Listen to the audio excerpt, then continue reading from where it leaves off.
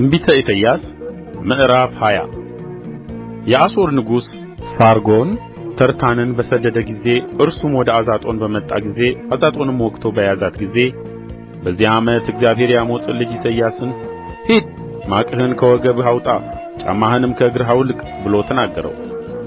እንዲህም አደረገ። ራቁቱንም ባዶ እግሩንም ሄደ። እግዚአብሔርም አለ ባሪያዬ ኢሳይያስ በግብጽና በኢትዮጵያ ላይ 3 ዓመት ለምልክትና ለተአምራት ሊሆን ራቁቱንና ባዶ እግሩን እንደሄደ እንዲሁ የአሦር ንጉሥ የግብጽና የኢትዮጵያን ምርኮ ጎበዛዝቱንና ሽማግሌዎቹን ራቁታቸውንና ባዶ እግራቸውን አድርጎ ገላቸውንም ገልጦ ለግብጽ ጕስቍልና ይነዳቸዋል።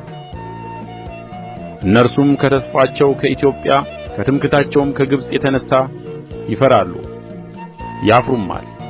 በዚያም ቀን በዚህች ባሕር ዳርቻ የሚቀመጡ እነሆ ከአሦር ንጉሥ እንድን ዘንድ ለእርዳታ ወደ እነርሱ የሸሸንበት ተስፋችን ይህ ነበረ፣ እኛስ እንዴት እናመልጣለን ይላሉ።